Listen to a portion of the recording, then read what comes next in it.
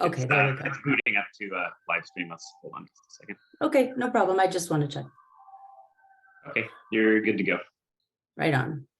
All right, well, I think I'll just go ahead and get started with my little script here. Good afternoon, everybody, and thank you for joining us at Secular AZ today. We are a nonprofit organization focused on protecting the Constitution and the separation of church and state for over a decade. We have some incredible programming, including our Friday updates from all kinds of amazing speakers, including historians, authors, elected officials, journalists, etc. And next Friday, we're actually going to be hearing from another journalist, Jimmy Jenkins, and he will be speaking about the forced induction of pregnant people in Arizona's prisons. He might be touching on executions as well, because I know he did a lot of work on that. And we're going to continue to have these conversations about private prisons and what it's like for an inmate in Arizona's prisons, the juvenile justice system, and just to name a few.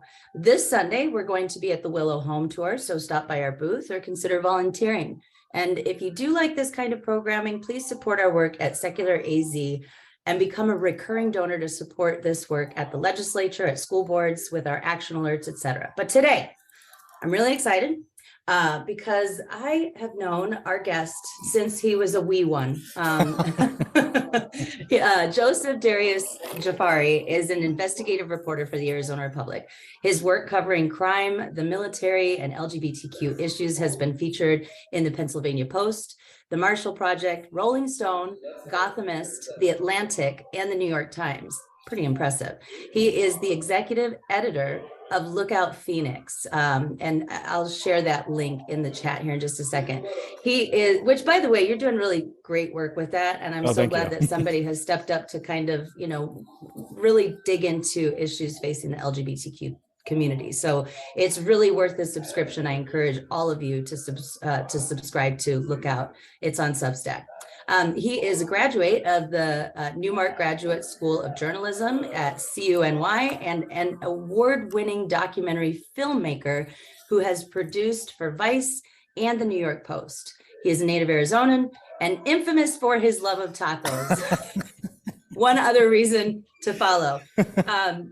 So Joseph, I got to tell you something today. So one of our most devoted members, Jude Simons, reached out.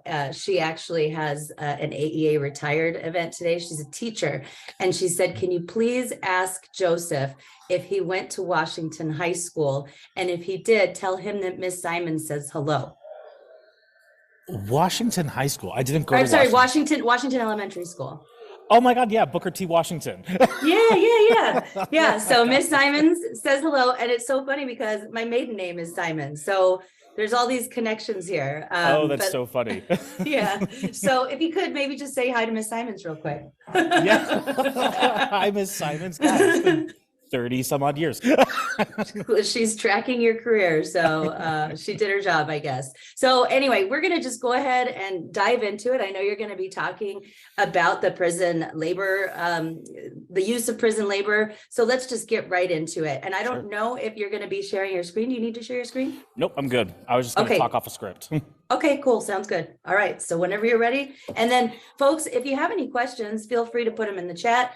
Also, feel free to, introduce yourselves if you'd like to, get to know each other. And if you do that, just make sure that you switch to the everyone button, the little blue button on the bottom of the chat. All right, take it away, Joseph. Awesome. So thank you for having me. I really appreciate being able to talk about this. So I cover prisons and police on the investigative team at the Arizona Republic. I started this path first with looking at military criminal justice issues while in right before grad school, and I just kind of continued doing it. And then now it's evolved to focusing on local and statewide criminal justice practices. So I think this is a fantastic opportunity to kind of like speak about this. It's been in kind of the cultural lexicon now for only a couple of years, like the idea of criminal justice reform, because before we've always kind of talked about criminal justice as something that we need to expand. And now it's kind of a conversation, okay, how do we whittle this down? So before we get into kind of the misuse of prison labor, I'm sure that this was talked about last week, but for people who were not on last week, or just kind of need to have like a primer to this, I guess the thing where to start is, why is there a need for criminal justice reform? generally, right? And the most simple answer is we have a bloated system. And it's not because of private prisons alone. Arizona only has, a handful of private prisons and private jails. I come from a state that has no private prisons at all. And yet we still have, a number of issues with how prisons are run. That's not to say that public prisons and state-owned prisons are not privatized in some kind of way. When we talk about private prisons, a lot of people think of the like one company owning a prison or owning a prison structure. And the reality is that even in state prisons, everything is privatized, from food to phone calls to the commissary where you buy things, to even the clothes that are issued. So those are all privatized, whereas it used to be owned, kind of like a monopolized system in prisons itself. And because of this bloated system, now we've kind of needed to, the argument is that we've needed to privatize in order to save money. But back to like the bloating issue, this is something you all have probably heard before, which is the reality of the situation is that we have a fraction of the world's population, but incarcerate more than any of the top 5 most populous countries combined. And our treatment of prisoners inside is pretty gruesome, especially when you try and compare what happens in other countries that we consider our enemies. My whole mission has been really to break down the argument that we are somehow a better incarcerator, because the reality is very different. So to put this into perspective, right? I'm working on juvenile corrections right now and looking into the conditions inside juvenile facilities inside of Arizona. And I spent a lot of time in London and Canada over the past couple of years, I guess right before pandemic. And when I was covering incarceration across the globe. And I'll never forget the people I worked with were completely shocked that we incarcerate people under 23 years old. Right? I mean, in many places, it's just not an option. But in Arizona, as we're looking at right now, we've had kids as young as 8 years old locked up, even recently. So when it comes to treatment of prisoners inside, especially when we're looking at a secular, kind of lens to this, I want to bring up also a handful of incidents that, that I've reported on, that has been reported on recently, and even has been, taken up by local courts. So, sorry in the background here. I'm actually at I had to find a place that was less loud, and that's not working out. But so when it comes to treatment of people inside, so for example, religion is not something that's really taken into consideration when we talk about people who are incarcerated. A Rastafarian man in a Pennsylvania jail was put in solitary confinement for a year because he wouldn't cut his hair. We found that Qurans, were charged almost 4 times more than Bibles. Muslim people in general are not able to wash properly before doing their prayer, and that's actually a court case that's being heard in Georgia right now. The ability to get kosher or halal meals is almost impossible unless you can somehow prove you're the religion, and oftentimes there's no way to just prove it. Because how do you prove you're a Christian? How do you prove you're anything else, right? It's a hard bar to set. A case from last year in Arizona where a Muslim man was harassed so much while he prayed that he needed to find a different space, and the prison, even though it's federally required, didn't provide him a safer space to pray. And even last year's case on how a death row prisoner couldn't have his religious advisor inside the death chamber with him because he was of a different religion than Christianity. So all of these have the same thing in common, which is an inability to treat people equally within the system, especially in regards to how people practice their religions. So we are not even set up to address this in any kind of meaningful way, despite federal law saying prisons, and jails need to. But digressing away from the inability to accommodate people's religions inside, the reason why I'm here is to talk about the use of work inside prison and out. Right. So, and I think the main reason why I was brought on is because I was the lead investigator on the Arizona Republic's series called The Prison Cell. And so we spent 15 months going through Department of Corrections records and found that, in 2020 and 2021, more than 150 notes actually. More than 150 Arizona companies or state agencies used prison labor in some form. And where other states try to keep their labor focused to inside prison walls, like making things like beds or chairs or cleaning inside. The Arizona Department of Corrections contracts with private companies to do our recycling, make the beds and dorm furniture at every single state university. And by the way, those beds are made from clothes that are stolen from prisoners. When they do checks, they're only allowed to have, like, say, 5 shirts at a time. And if you have 6 shirts, that gets taken away from you. You have to buy a new one with your own money, but it gets taken away from you and it gets turned into a slurry. And those beds, that slurry is turned into foam that is basically all the beds inside of dorms across Arizona, and also shelters. And even high-end furniture is created by prisoners and sold to customers without their knowledge. We also found that Department of Corrections claims work is good for prisoners. It's helped to lower recidivism. That we found out wasn't true. People who work inside have the same recidivism rate as the general population. And just 3 more findings that we found. We found that companies are charged minimum wage, so they think prisoners are getting that. So, for example, the minimum wage right now is, I believe, $13, $13.50 or $14. So companies would be getting charged per prisoner. Okay, you're paying $14 an hour for these prisoners. In reality, they are paid dramatically less, and the Department of Corrections pockets the difference. So it's between $4 and $7, and then the Department of Corrections pockets the rest between the $14 or what they're charging the company.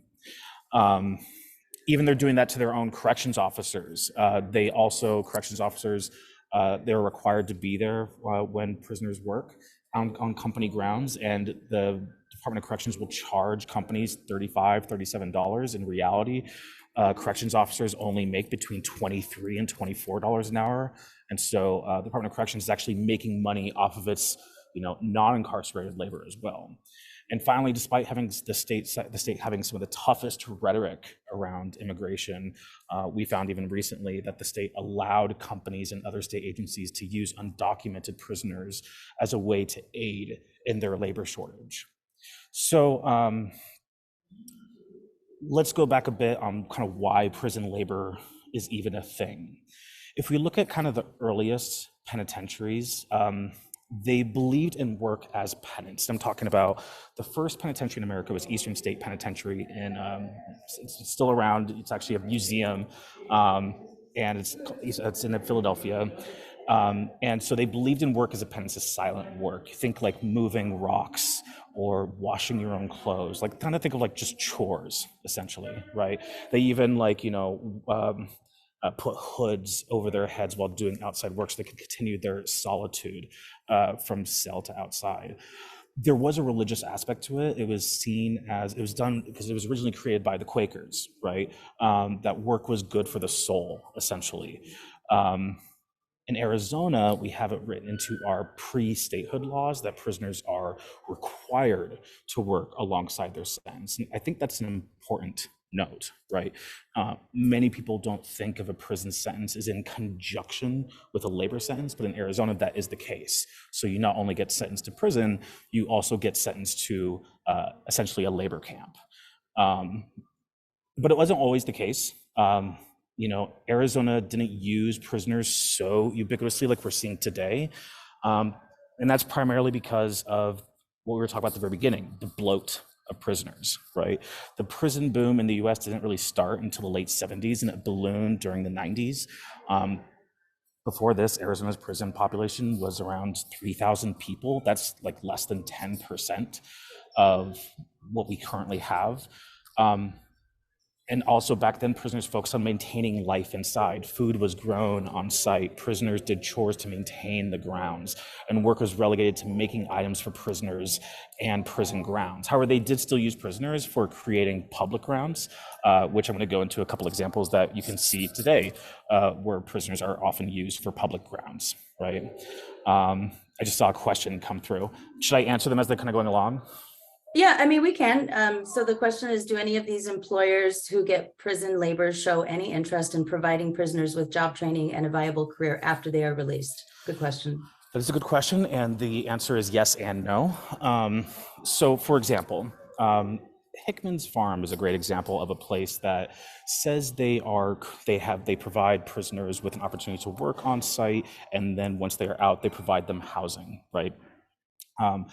That is an example of like, yes, they provide, they are interested in, providing prisoners with job training and a viable career. However, Glenn Hickman, who is also, by the way, he's the chairman of Maricopa County Board of Supervisors.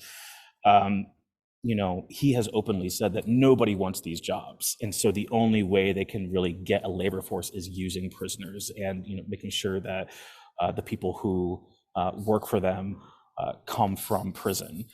And also, when it looks like we've been looking into, what happens after you leave prison and work for these spaces. So, for example, at Hickman's, they get to live on site and get a portion of their rent paid back to them. However, we found that there are a number of drug overdoses that still happen there. They don't have the same parole institutions. They don't have the same ability to work and like move about freely as you would in any other kind of job situation. And it's really because they kind of know that it's hard to get a job if you have a felony. Another example that we actually went deep into was Televerde, which is an entire phone call banking system. Basically, like it's B2B business and leads, and they pay people. They hire people from within the prison. They teach them bleeding edge marketing techniques. I mean, these are really, really like sought after jobs, even in like the real world. And then they bring them on and pay them almost like $50,000 less than what you'd find at another place. So the answer is yes, but also like for last example with the Swift trucking, the trucks that you see on the road, those big trucking, that is all maintained and cleaned and fixed up by prisoners at Arizona Department of Corrections. But when we called and asked them, do you guys have a plan to hire these people afterwards? They said, plainly, we don't hire felons. So they have no problem using this labor as cheaply and making sure that these people are helping maintain their business. But when it comes to actually hiring them on the outside, it's touch and go. So yeah. So where are they? So basically, so what changed? We were just talking about kind of like how prison labor started and how it was a thing. So what changed? Why do we see it as a model for work now? And the simple answer is the 13th Amendment, right? Which abolished slavery except in cases where people are prisoners. So at the very basic level, and a question everyone likes to argue about is this slavery? And by the constitutional standards, yes, this is legal slavery. A lot of people in charge of these programs want to say it's not because people are paid. But at the core of this, there are really three simple questions. One, do you have a choice in the job you get? Two, if you do get a choice, do you get punished if you make a choice to leave? Or can you call out sick? And three, do you have any labor rights? And the answer to these questions is a no across the board, especially in Arizona, where you're required to work. You don't get a choice in what you do for work. And even if prisoners get to choose their jobs, like the higher paying jobs, you kind of get to opt in. Our reporting found that it's a false choice, because how can you turn down cleaning for $2 an hour versus 10 cents an hour when a phone call is $5? You have to work about 10 hours in order to make sure that you can pay for that phone call and maybe a Snickers bar, right? And even then, people are also punished if they refuse to work, and they definitely don't get worker protection. So Cosmo, actually, Elizabeth Whitman just wrote a story, and I helped her give some documents on this, but Cosmo just published a story about Hickman's eggs, and the women who were working at Hickman's were forced off of the prison grounds to live on the property of Hickman's. They had no choice. And we actually reported that as well, that when women did say, I would rather go to school to finish like my education, they basically said, okay, you either get school or you get work. But if you choose to leave work, then you don't get to go back into a well-paying job for another year and a half, right? So you're back to making 10 cents an hour because you have refused work. So you're being punished.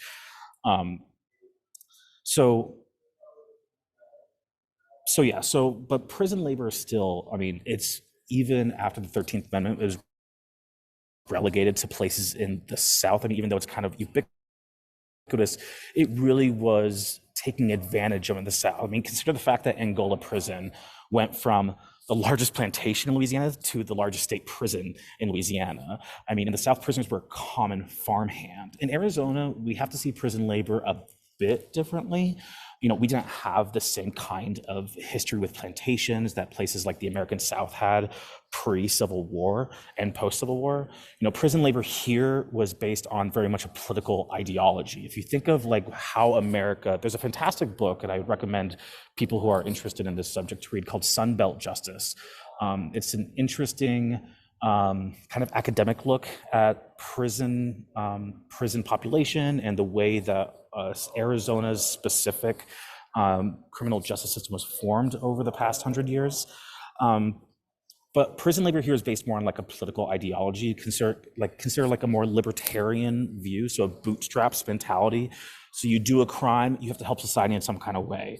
So prisoners were forced to build society here. They were primarily used for construction of the bridges. So for example, you go over Tempe Town Lake, modern Tempe Town Lake, those bridges, those beautiful bridges, those were built by prisoners.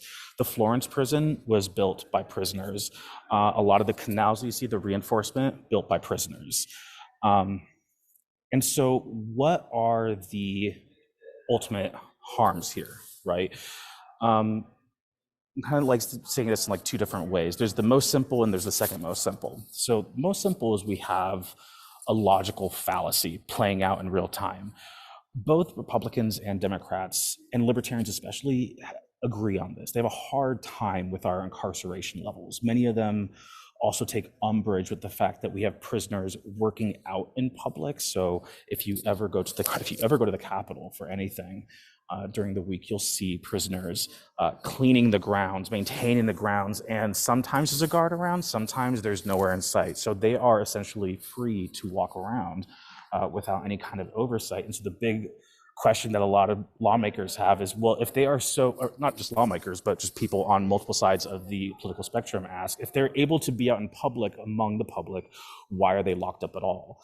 So this isn't necessarily a partisan issue. And so that's something that when we talk about, you know, the need for criminal justice reform, especially when it comes to labor, that's one big issue.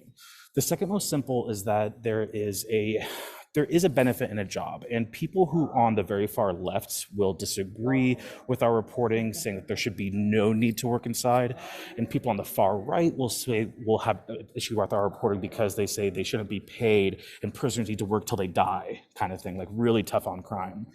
But if you talk to prisoners, right, they are quite in the middle. When you speak to them,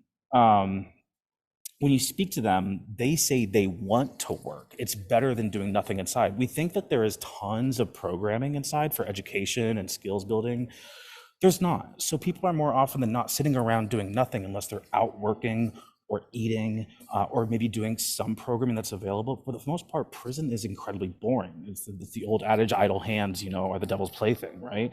So multiple people that we spoke to, almost everybody we spoke to, when we spoke to over, I think altogether 300 prisoners, and they all said the same thing, which is that they want to work, but they want to work good jobs, right? So the problem prisoners say is equity, right? They do the same jobs as people on the outside. They're building your furniture in your Fulton home. You know, they're sometimes even building the walls of those homes, of Taylor homes. You know, those walls are being built by prisoners. The chassis in some of these restaurants are built by prisoners. They just want to get paid the same or, you know, somewhat equally, because you have to remember that prison inside is still expensive. You know, you have to pay, when you're a part of this, you pay for room and board, you pay for, you know, all the food that is not rotted, so you have to go to commissary, you pay for phone calls, you pay for emails, you pay for everything, you pay for medical visits. All of these things are super important when it comes to living inside of prison. And so the need for labor is there, but when you talk to people, it's simply they just want fair and equal pay. And so Those are the things that I kind of want to like just have kind of laid out before we kind of have like Q&A. So an understanding of like where we are at with everything and kind of what like the landscape looks here. Can I ask real quick, and I don't want to take us too far off the course, but like how uh, how recent was that? Because I only remember hearing about, you know, having to pay for phone calls, having to pay for emails, having to pay for room and board, having to pay for like everything in prison. How long has that been going on by your estimation? Well, it's not even by estimation. We can actually track it. I mean, so every single state is different, right?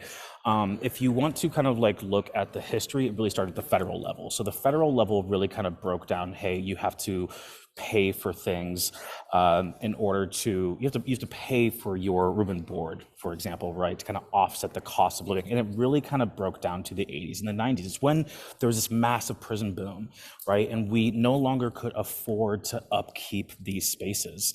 And so we needed to rely on prisoners, not just to maintain these spaces, but also to pay for these spaces, because corrections in itself is an incredibly costly like portion of the government, right? It's always one of the largest budget items.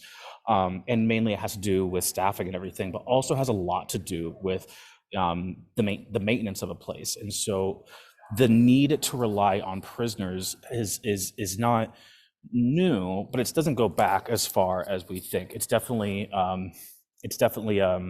something more than the past 30, 40 years that states have kind of adopted this alongside the federal government. Cute dog. So okay, so go ahead and get back to it. And I mean, I'm guessing that has to do with the privatization as well, you know, like every dollar that they can make, they're going to try to make a buck on it. Correct. I mean, so when we're talking about private prisons, and this is actually something I have to always kind of like correct people on, because I think I'm not sure why private prisons themselves became the boogeyman of the corrections industry. I mean, they obviously are, but when we look at we only focus on the private prisons, like the people who actually are building and running private prisons, we kind of take away from the other part of this, which is every single prison is basically a private prison because of the need for private companies to come in and provide these services. And emails were a great example. So I have to pay. I can't remember because I just throw on money at this point because it's just so damn expensive. But I think it's 50 cents for an email sent someplace, and then they have to pay 25 cents to come back. But because a lot of times I just pay for their stamp to come back because I just assume that, like, also I don't want to take away an hour of their work. So when we look at private prisons, or when we look at prison in general, we have to look at it through two different lenses. There's the privatization aspect, which is literally trying to make sure that that private companies get a bigger portion of the pie to kind of offset this. We saw this a lot during Doug Ducey's realm, because like it is simply just the idea of privatizing government. But it's really more of a problem as far as like the building of private prisons. It's really more of like a deep South type of thing. Arizona still has private prisons and private jails, but we have a lot more public prisons and jails than we do private. That being said, it is really, trying to make money off it. When you think of, when I was in Pennsylvania, I have a friend Josh Vaughn, he works over at The Appeal, fantastic writer and investigator. The phone calls, right? The phone calls cost an incredible amount of money, not just for the prisoners, but really for families, right? And that money, a portion goes to JPay or Securus, whoever's handling the phone calls. And then the kickback for the prison is you get like 10% of the sales, right? That 10% is supposed to go towards prisoners, right? Oftentimes it goes into like a prisoner or an inmate like benefit account, something to like give them pizzas or something. In fact, it's usually used for just the benefit of corrections officers and staff. So in Pennsylvania, they use that money to give them all raises and use them to like buy like barbecue equipment for their homes. So that's kind of like, so So yeah, so I mean, it's not just a way to make a quick buck; it's also a way to exploit prisoners for your own personal gain. It's like the lack of accountability with our voucher system here in Arizona, and folks Right. can just, get personal gym memberships or even just buy a whole home gym because Right. nobody's paying attention. Right. So I had a question. Now I can't remember what it was. And by the way, if anybody does have any questions, please feel free to put them in the chat. One of the things that struck me too when I read your article, and it's been a minute since I read it, and it was like a 5-part series or something like that. And if you haven't read it, I'll find the link and I'll put that in the chat too, because it's some of the best reporting about prison conditions I think I've ever seen. You and Jimmy both do really good work.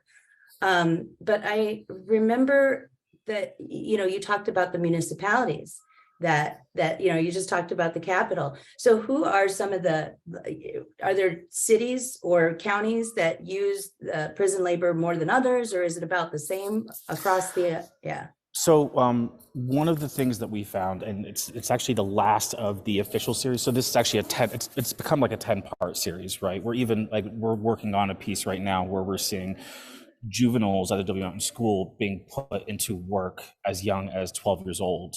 And it's not quite the same because it's not for private companies, but it is still a forced labor camp for even youth.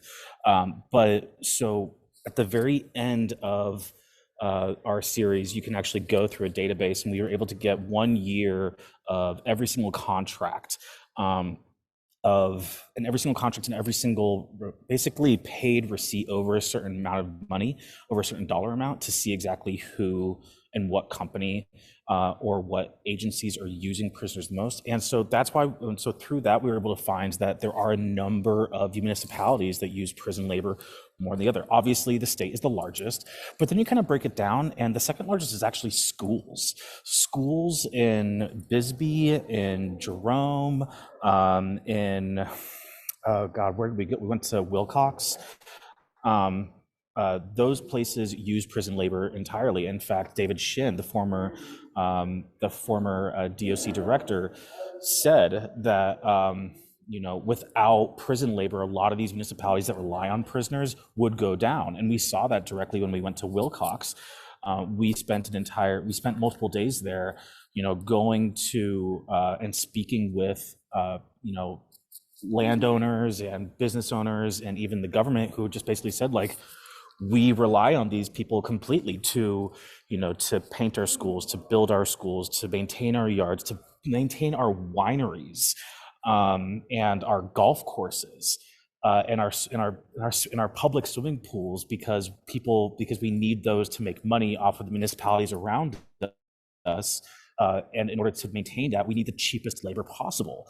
And instead of paying people fair wages in their area, which might actually raise the standard of living in the area, because these also are depressed areas when you're looking at standards of living, they instead rely on prison labor because it's just a continuing cycle around the drain.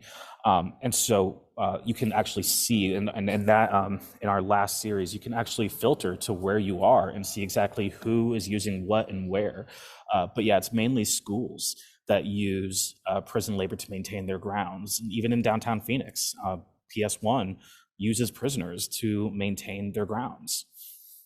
You wouldn't know that though, because it's actually in contract, in a lot of these contracts, that these prisoners have to not be seen by children, parents, staff. They can only walk into rooms when nobody is in them.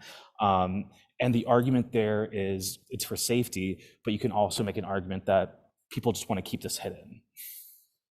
Well, yeah, and especially given the fact that you do see, landscaping crews in the orange jumpsuits with very little supervision. So, I mean, that argument kind of falls flat. I see a comment here. I'm struggling to understand. I think maybe there's a word missing. We've a bipartisan outsourcing of the least pleasant work to a peasant class to support our way of life. Yeah, and that was ultimately when we came to, there's a lot of this talk when it comes to immigrant work, right? Why are so many people like not wanting to work within like farms and stuff like that? And that's kind of where people, like a lot of like hard labor jobs are relying on immigrant labor, right? And so it's interesting, right? Because that argument has been kind of told time and time again of like, the use of immigrant labor, and how Arizona has been really trying to crack down on immigrant labor because it's, politics, the, conservative politics around immigration and everything. However, what is interesting, and I think what is crazy through our reporting, is finding that, a number of these places, including the state that has one of some of the hardest immigration laws, and like toughest immigration rhetoric among the border states next to Texas, is actively using undocumented workers to its own benefit. So it's very much like government for thee, not for me. That just kind of blew me out of the water when we even started looking at this. So speaking of the using immigrant labor, I think one of the parts of your series, or maybe it was just another article that came out after, I don't remember, but it was about putting asylum seekers and refugees and other immigrants crossing the border into the prisons. Can you speak just a little bit about that, and maybe how many of our prisons are housing those folks? That's the first part of my question. Yeah, so it's a complicated answer because it's not simply you cross the border seeking asylum and then you get thrown into prison, right? What the state prisons do, because there's different ways of looking at what the angle that we looked at it was specifically, okay, who are the people who are undocumented or who are nationals of other countries? How are they being classified through ICE detainers, right? And so the way that we kind of looked at it is people who have already kind of committed a crime. So whether it be a minor or major crime, if you are, taken into custody and sentenced and get into DOC custody, you are then labeled, for example, Mexican national is the most populous one, right? That means that you are not from America in any kind of way. It could mean that you have a visa. It could mean that you have a work authorization. But typically, when you're in prison, you've kind of lost that work authorization, especially if it's something a bit more like heavy of a felony. But we're talking thousands of people who have been used by the state in every single prison to help manage their workloads. I mean, we're really, as far as like private companies, there were only about, I'm going to say a couple dozen people who were used by private companies, especially it was Hickman's Farms, it was, Taylor Farms, it was, Televerde in some cases. But what we really saw is the state using prisoners for, money-saving endeavors in every single prison. And we're talking tens of thousands of people. So do you think now with a new administration, new governor, that these practices will change? Because I believe that I saw too that for the inaugural ceremony at the Capitol, I think Jimmy posted a tweet or something like that about seeing prisoners kind of being scuttled off before the shindig started. So do you think there's going to be a change? I don't know, actually. The new head of Department of Corrections, he comes from Maine, and Maine has a surprisingly humane prison system. It's also a very, very small prison system. But for example, one of the things that the director has made is, like, instead of calling people inmates, which is a very vulgar term for anybody who kind of follows, the criminal justice, reporting, he now wants them to call them resident, which is a much more preferable term, using human first language. So the man is known for kind of empathy when it comes to the criminal justice system in Maine. However, I came from Pennsylvania, where John Wetzel was also a progressive-minded secretary of the Department of Corrections. And at the very end of the day, it's not just about who's in charge. John Wetzel was a person who also used the same person first language. He didn't believe in death penalty. He, all these kinds of things. And yet there were still massive issues inside, because this is a culture, right? This is an ingrained culture over like dozens and dozens of years, right? It's like expecting the Maricopa County Attorney's Office to just up and change their entire culture of prosecutions if Julie Gunnigal had won, right? It just wasn't going to happen. And the same thing happens with corrections. So even if things happen from top down, like it's really hard to think that everything will change, because so much in prison, in jail, is a bottom up experience. You know, it's not necessarily the treatment of the director, it's the treatment of the person doing intake. It's being strip searched every single day. It's all these kinds of things that don't necessarily happen at the top level. Even decisions are made at the top level, just don't filter down or refuse to filter down because there's so little, almost no oversight. Which is why, you know, I was so excited to come back to Arizona too, because it was an opportunity to provide that oversight where there really was none. Well, and I believe that it was because of your reporting too, that a bunch of legislators said, hey, we need to see what's going on. And it was interesting. I spoke to one of those legislators who typically scores 100% on our secular scorecard.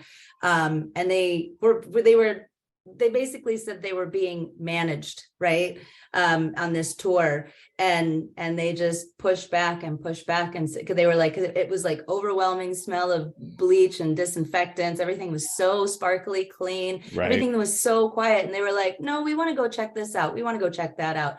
And sure enough, you know, it was vastly different in the places where they didn't really want these legislators to go. So Right. I hope, all that to say, I hope that we continue to have this kind of reporting and continue to elect people who actually care enough to take a look and ask those questions. Yeah. It's a and even though I there's talk about legislation being, you know, that's being proposed, obviously, you know, we're into the, it's a little too late now, but I mean, if we're talking about like in the future of like legislation being proposed, the reality is the facts that we have a very, where, you know, where I said earlier that there really is agreement between the right and the left, and, you know, on multiple spectrums of the political spectrum, multiple people in the political spectrum, who agree that things need to change. Work is still something that is kind of hard to break into people's minds, because nobody really thinks about work when you go to prison, and they just kind of think of like, well, I go to my job every single day and I have to work every single day. Why shouldn't these people? When the reality of inside is so different. When you break a hand at your job, you're entitled to not go to work and get money from your job or from the government to help you make sure that you don't like can afford your food, right? These people, when they break their hand at work, they're punished for breaking their hand at work, and they can't make money, so they have to eat rotten food instead of like being able to buy food, unhealthy, salty foods that, like from the commissary, right? It's just the reality of life is so different that until legislators, even on the left, you know, people who are fairly progressive minded, who care about prisoners' rights, they don't necessarily know like that this aspect is incredibly it's incredibly harmful, not only from like, you know, a state standpoint, because how much money are you actually like pumping in, how much benefit are you giving companies, you know, to take advantage of people, but also just like on a human level, like you are actively promoting, like by even the constitutional standard, you are actively promoting slavery in your own state. So yeah. There is a question over here from Mark. He wants to know what happens to minors that attempt to enter Arizona illegally, either accompanied by parents or not accompanied by parents. Do you happen to know that answer to that question, Joseph? I am not an immigration expert, so I am not the person to ask on that. Well, and you know, the reason why we decided, because at first we were like, okay, well, yes, this is something that is, you know, very upsetting. Is it a secular issue? And it definitely is, because we are at the point now where, you know, some of these elected officials want to criminalize doctors for doing their jobs, for patients seeking, you know, abortion healthcare, reproductive healthcare, you know, where teachers could be, who know, I mean, there was, I can't remember what the bill was. It was something about something a teacher did in the classroom, making it like a class something felony. There was another bill that was proposed by, I want to say Wadsack, That's a whole other thing. But that one would have made it a felony for a parent to show their child anything where an individual was dressed in the opposite sex, right? So Right. if you're sitting at home watching Mrs. Doubtfire with your kids, suddenly you're facing a felony. So we decided, because Christian nationalists are creating this this worldview of, or, you know, these laws that fit in with their narrow worldview, it's really important for us to call it out as it happens. Yeah, I mean, ultimately, when we look at like kind of the differentiation between lawmakers in the 90s and the lawmakers now, right? Lawmakers in the 90s, we're talking about two very different time periods. Like, oh, well, like there's a little bit of a comparison because of fentanyl and everything and the craze about it.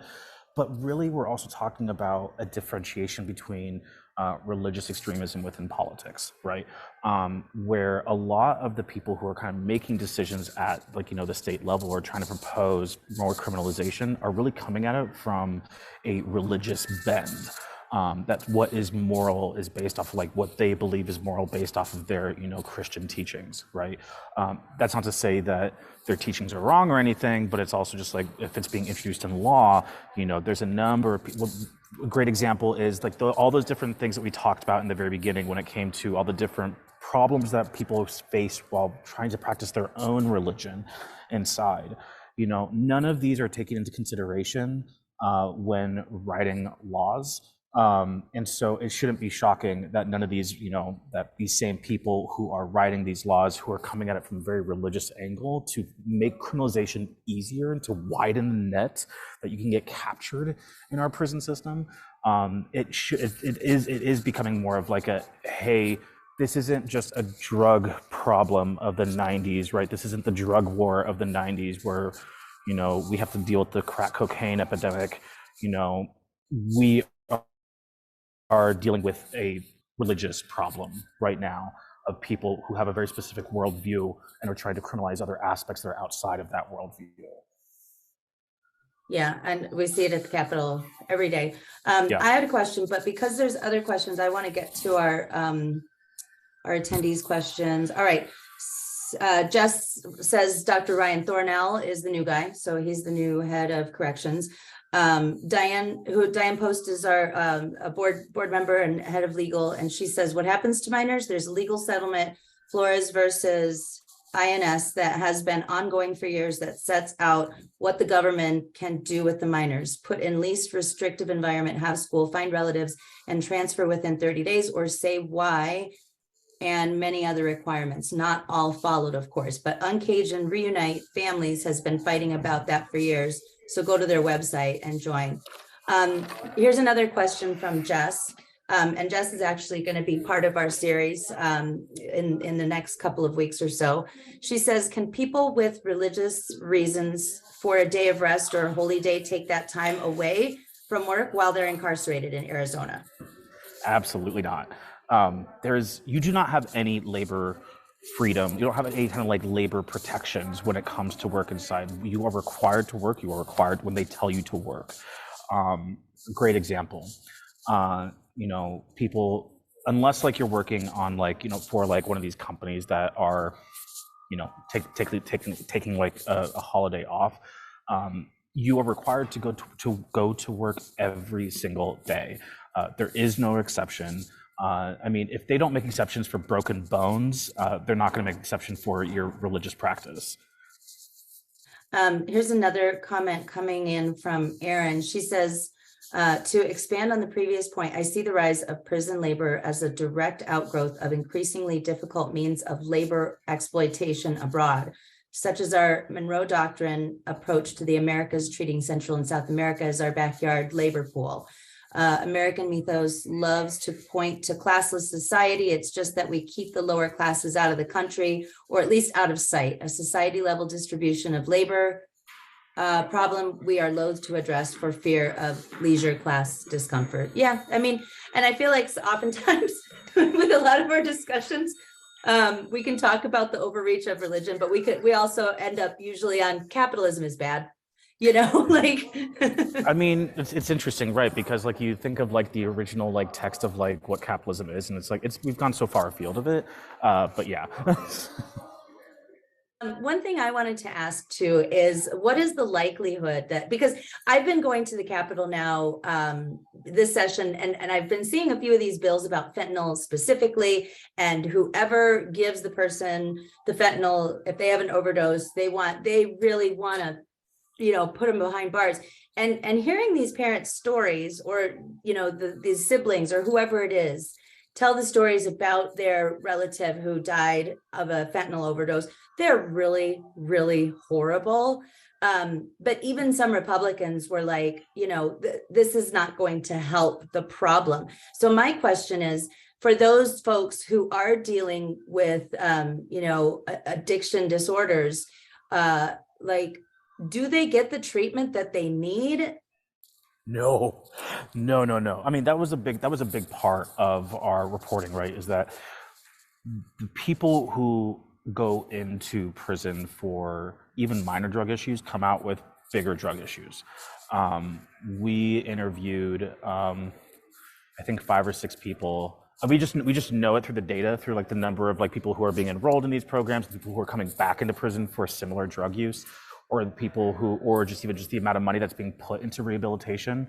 All of these different like aspects that like you think that like would pay to help people get out of like, drug problems inside of prisons just don't exist. We interviewed 5 people who literally went in for like a meth addiction, right? And then came out with a heroin addiction, right? Because drugs are so easy to get inside. And because it's not necessarily an open air drug market, but it's not the hardest thing in the world to find drugs inside, and find hard drugs, especially when you add in mental health issues and depression and withdrawal and stuff like that. And it's funny because there's been some bipartisan work in the Capitol, right? There was the bill that I believe was, I'm not gonna remember who proposed it, but it was basically making sure that people who have testing on them for fentanyl like are not criminalized for having paraphernalia. And the fact that even was a law for a while, that having a test strip on you to see if your drugs that you may consume have a deadly drug in it that will kill you and just exhaust our resources as taxpayers, the fact that that was illegal and seen as something that you could go to prison for, to then gain a bigger drug issue, then it's so interesting, the fact that like that used to be the mindset, and now it's kind of gone back to, okay, well, we now have to understand that drug use is common and it is not going away. How do we address it? That's not to say that every single legislator is on the same path, right? There are some things that seem to be like, like those testing seems to be like, fine, that's okay. But when it comes to, it's really when it comes down to death, right? Like the bill that you mentioned, right? Like, this is a bill that has been proposed in many other states and been passed in other states. Actually, it works in Pennsylvania too.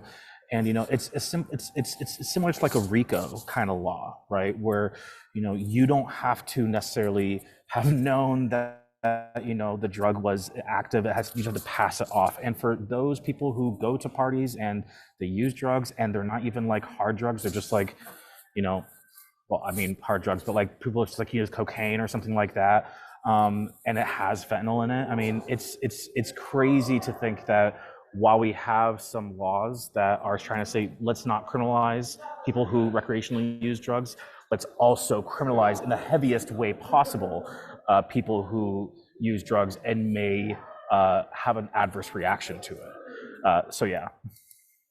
A couple more questions and comments here, and I want to make sure that I honor everybody's time. So this is a great question that I've never really thought of.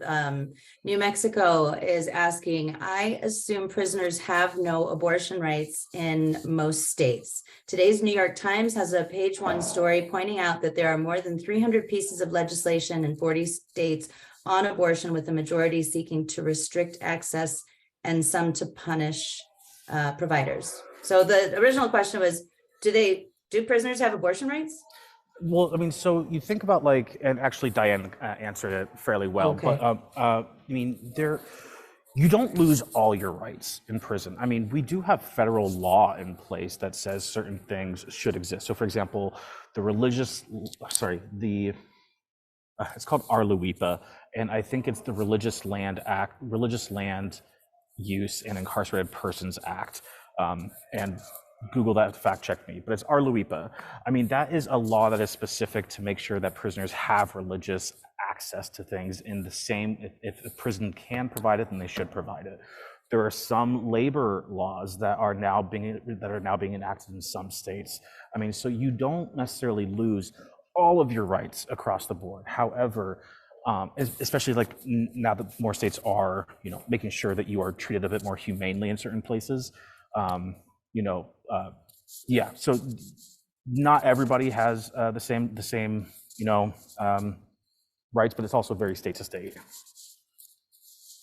Well, okay, so because we are almost out of time, on Fridays too, I always joke because there's not a lot of hope sometimes in the conversations that we have on Friday, and I'm like, have a great weekend, everybody. Sorry to ruin everything for you, but bye. So what could people do if, in reading all of your articles and hearing you speak today and just being aware of what's going on, what is the best approach for those of us who are passionate about this issue? Like, how do we get involved? How do we change the powers that be to have a more compassionate prison system? One of the big things, and this is something that if we have people here who are in charge of hiring, hire a prisoner.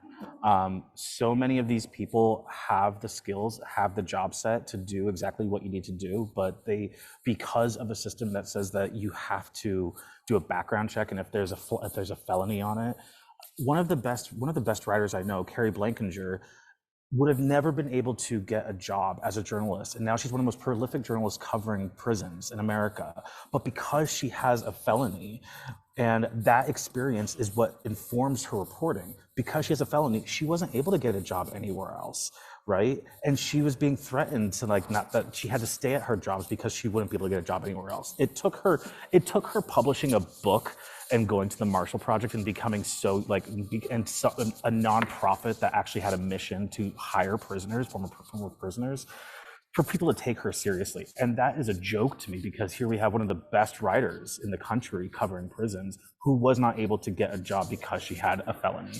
So if you are in the position to hire people and can fight against your corporate standard that they need to do a background check and need to have no criminal background, fight it and hire a prisoner, because that will also just benefit you in the end. So that's one. Two is really just being aware of, kind of questioning if something is made by a prisoner, challenging it. When we published our story, Rough Rider downtown, all of their stuff is made by prisoners, right? And then when we talked to them, we talked to the waiters, they went on strike. Basically, they said, this is not okay. I don't like this. We don't like the fact that you guys are using these prisoners and dismissing it. It's awareness. So questioning where things are made, especially in Arizona, when things are just like, through our story, we showed the fact that your home could be built very much by prisoners. And you just would not know it. So doing the research and kind of digging into it, that's also very helpful. But those are the two things that we really can do, is just being a bit more vigilant and being a bit more compassionate. And so those are the two big things. And of course, contact your legislator if you really feel about it. But when it comes to day to day, support local people who were formerly incarcerated. There's a lot of local businesses that are started by people who are formerly incarcerated, and making sure and yeah, that's what I would recommend. That's how I do it. That's how I live my day to day, is try to live a bit more compassionately and try to live a bit more with knowledge in my hand of what I should and shouldn't support with my wallet. And that's kind of the way I suggest to other people to do it. I wonder, you just made me think of something too. I wonder if there's a nonprofit or an organization that, because I've had so many students, former students, who are children of somebody who's incarcerated. These are folks who oftentimes have really high ACEs scores, right? Adverse childhood experience scores, who have, generation after generation living in poverty, and there's nobody to put money on their books. I wonder, is there a nonprofit or somebody where you could just randomly put money on somebody's books? Because having money on your books is a game changer for somebody who's incarcerated too. So this is where, I volunteer at the Prison Journalism Project, right? And what we do, because I hire them for LookOut, right? We're now hiring queer prisoners to write about their experience inside, and we pay them, right? And so the way that I've been able to figure out without like kind of crossing any ethical boundaries is like to hire them to do work, and but then pay them like exactly what I pay my writers outside. And so there are a number of nonprofits that work to get prisoners paid for work that they do for people outside, including their art. Subscribing to like podcasts that really focus on like using prisoners to like tell their stories, because that money goes directly into prisoners' accounts. You could also probably just like do a pen pal with a prisoner and then just like figure out how to like, engage with people that way. I mean, there's so many different ways to engage with prisoners that we just think that they don't exist because they're behind these really big walls. But there are ways to, really, help these people out in their day to day. And you know what? It's also not just about money. I mean, money is a big thing, obviously. I cannot tell you how many, I think I really went deep into the journalism rabbit hole of criminal justice, not just because of like whatever like my past was, but like also really specifically when I first started working on criminal justice in the military courts, when I was speaking to prisoners at the military at the military prison and everything like that, when I transferred over to the Marshall Project, them saying, just talking to somebody on the outside was a game changer for them. That they just needed somebody to talk to who wasn't somebody inside a prison, or who was just going to somebody to talk to them like a person. So there are myriad issues. There are myriad ways that we can help prisoners inside, but probably the best way and the best way for us as individuals is to understand what it's like inside, is to just talk to them. And there are so many different ways, you could just Google it, of how to contact prisoners, through pen pals, through just putting in a number and just randomly contacting somebody. There are so many ways to contact people. I would just say that's probably the best way anybody can just like be a little bit more empathetic and a bit more compassionate, is speaking to people who they necessarily wouldn't have otherwise. Mm-hmm. I think that's a great suggestion, and one that I may just look into for myself.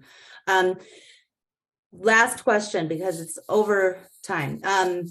Thank you for the conversation. This is from Jess again. What's the best way to research who is using labor from incarcerated people? Subscribe to the Arizona Republic.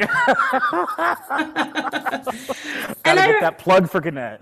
Yeah, and you should. I mean, like, I subscribe to the Republic. I also pay for your Substack. Your Substack is great. And I put the link in there. I put it on Facebook as well. But Joseph really is doing, I think, some of the only reporting that I'm seeing that is specifically focused on LGBTQ people and policies and laws that are directly affecting them. So with that, thank you so much, Joseph. This has been a very, very informative conversation. I love seeing you all the time. We need to go get tacos again. Yes, follow Joseph on Twitter as well. If you, or Instagram, if you want to see somebody. My OnlyFans is me eating tacos and talking about criminal justice issues. It's called Let's Taco About Justice. I might, I've never subscribed to OnlyFans because I thought it was It's for something free. else. Okay. It is, but it's my sexy way of eating tacos. Well, because you'll give me a little snippet of it, and I'm like, I want more. So yeah, it is fun to watch Joseph eat tacos and talk about criminal justice reform. Thank you so much for being here, and thanks everybody else for coming today. Have a great weekend, everybody. Take care. Thank Bye-bye. you. Uh-huh.